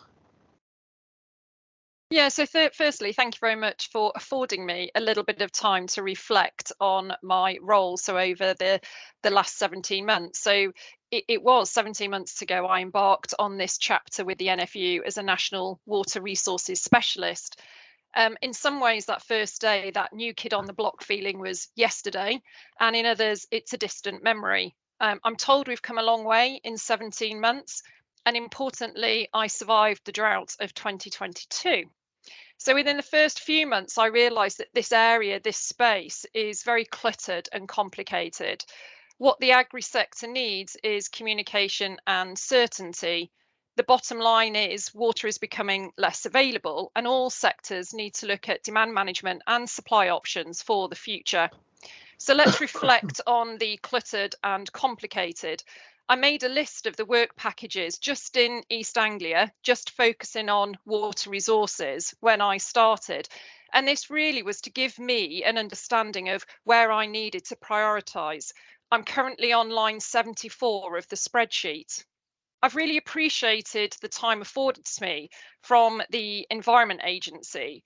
Over the last 17 months, I've continued to engage with them on the complex programmes of work, looking at primarily restoring sustainable abstraction from unused licence headroom programme, Water Framework Directive licence capping, environmental permitting regulation, the Environment Act with the catchment reviews, and then we add in environmental destination. And these programmes all affect us abstractors now. What we all need is alignment. What we all need is clarity. And we all need to go on the journey together to achieve the end goals. Within the regional planning process, the barriers for the agri sector continue to be crystal clear: governance and funding. And it's really good to see these being addressed by the Environment Agency with the current programme of work. And we can ask why this work wasn't done before National Framework Number 1 kicked off. However, hindsight is such a wonderful thing. We need to work across sectors to find solutions, as silo thinking will not build resilience. We need to face the challenges and not bury our heads in the sand, hoping it will go away. It won't. I just wanted to reflect on a number of successes. Lindsay Hargreaves and I worked over 8 months in 2022 to collate the 132,000 needed for the Cranfield project work. And I understand now it's the intention for the Environment Agency to roll out an element of this work across England. Time for adaptation, which is not always afforded to the agriculture sector when abstraction licences are varied, has been picked up by the Environment Agency and written into current letters being sent to abstractors. It is a caveated clause, but I'm really pleased to see that this is acknowledged and supported as far as possible by the Environment Agency. The DEFRA plan for water, as we've just heard, acknowledges water is vital for food security, and the announcements from the recent Farm to Fork Summit committed to supporting the ag sector for the future with WRMPs, drought planning, water abstractor groups, and solutions similar to that of the Felixstowe hydrocycle. It's really great to see these announcements, and what the sector now needs is the policy to support this. The collective work of the Water for Food group in recent months is exciting. With the backing of DEFRA commitments, the group are progressing with the WRMPs, the drought plan, and now a governance task and finish group. The last success is really key: the relationships built over the last 17 months. I have been told that I've enabled and facilitated, and in a sector with no processes, governance structures or models, and a lack of planning and funding when it comes to water resources, there will be challenges. Bringing people together, working together, and having those frustrating, challenging conversations is fundamental. I'm delighted and excited that work has started on these from the sector. Farmers, growers, and landowners must be included in all of these discussions. A dictatorial approach will not bring everyone on the journey to create resilience and sustainable for the businesses and the sectors. What have I learnt about myself in this role? Life is short. Continuing to challenge myself and pushing myself outside my comfort zone is both nerve-wracking and exhilarating. What have I learnt about water resources for agriculture? In its simplicity, water is vital and essential for food production.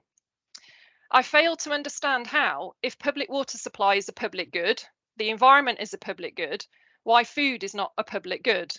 As the former director of MI5 stated, I believe that food is part of our critical national security.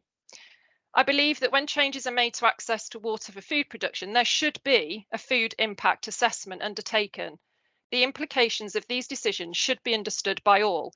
And Einstein famously said, we cannot solve our problems with the same thinking we used when we created them. Thank you to all of you and to all of those who have supported me in this role. I've appreciated your time and your knowledge, and I really hope that our paths do cross in the future. I knew I had big shoes to fill, and I'm proud of the work we have achieved. Thank you very much. My next chapter sees me head to Savills as Director and Head of Rural Research. I'll take my passion and my drive into this role, the need to know I'm making a difference, and most importantly, my knowledge and understanding that people are key. Thank you very much. Thanks, Kelly, for that. And I just want to thank you for the work that you've done within WRE, within the wider agri-environment and food debate. And the sort of words I think about in this area when I think about you and the work that you've done and how you've taken it forward are passion, energy, focus, drive, challenge.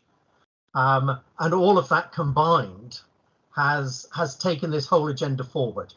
And the work that you've done with Lindsay in this whole area gives us a fighting chance of making the WRE plan a multi-sector plan, a truly multi-sector plan. We'll build on the foundations that you've built, that Lindsay had put in place, that you've taken forward, that Paul Hammett's been involved in. But that energy and drive that you've given to this over the last 17 months, I think has been really key. And we need to capture this now as we go forward. At some time, there'll be an interesting debate to be had, which is food, private good, public good, in a purely economic sense. But that's for another time. But thank you for what you've done. And you've certainly taken the debate forward within WRA and more widely in the country. And I think that's important. Thank you. Daniel, you have 1 minute to do the business plan. Indeed. I mean, we'll finish in 10 minutes time. Well, no, I think I'll probably wrap things up quite quickly because essentially WRE's business plan was launched in 2020 and is coming to an end this year. So yeah, we've run through the first kind of business planning cycle, massive change and progress, hopefully, during that period. So, yeah, it constituted as an independent company, cross-sector board, becoming independent, delivering the first regional plan, and the world around us has moved on too in terms of DEFRA's plan for water, the Agriculture Act, the Environment Act. None of these things were on the statute book last time WRE wrote its business plan. So it is a great time to refresh the business plan, to look forward to the next period from 2024 through to 2028. We've been told already by government that they do want a second round of regional planning, and we will head straight into that process as soon as we have published our first regional plan in December. So what I want to do over the summer is get feedback on an early draft business plan from you, our strategic advisory group, alongside our consultation group of governments, Jean in your role as chair of the National Framework Group, the Environment Agency, Ofwat, and everybody else, just to refresh our vision. And actually, just a bit of a spoiler, we think our vision is still fit for purpose, but that's a question again for the Strategic Advisory Group. We have refreshed our 5 strategic priorities, which are an evolution of what we had 3 or so years ago, and hopefully set us up well for the next 5 years. Whilst the national framework, the second national framework, is still being developed, we think there are things that we definitely know we need to take forward in the next couple of years. We've tried to list those out in the business plan. And also, we know we need to strengthen our independence, our governance, our representation. And so there's proposals in the business plan for that too. So I won't go into the detail now. I won't kind of give you too much insight at this stage, but perhaps if you can expect the draft business plan with suitable caveats, because it is an early stage in its evolution, to land in your inbox, and we'll be delighted for any feedback that you can give us. Let's say, I think probably by about mid-September. We've got a fuller board session to discuss this, an in-person all-day session in October. There'll be a further strategic advisory group meeting in the autumn where perhaps we can spend a bit more time to debate it and look at what it means. But in the meantime, as I say, looking forward to your comments as we unveil what we think the future looks like. But of course, as you are members, it's really important to get your feedback at this stage. Thank you. So yes, do expect to see that within your inbox, and please do provide feedback, because it's important that we are informed by your thinking as we develop the business plan going forward, because it's going to inform the next 5 years, 3 to 5 years of work. So it is going to be a key piece of work. So thank you very much for being part of this strategic advisory group meeting. Hope you found the various inputs interesting, challenging, thought-provoking. Thank you for the feedback that we've received already. We'll make sure that we take that on board, and hope to see you again soon. So thank you very much. Bye then. Thank you. Thanks a lot. Thank you. Bye.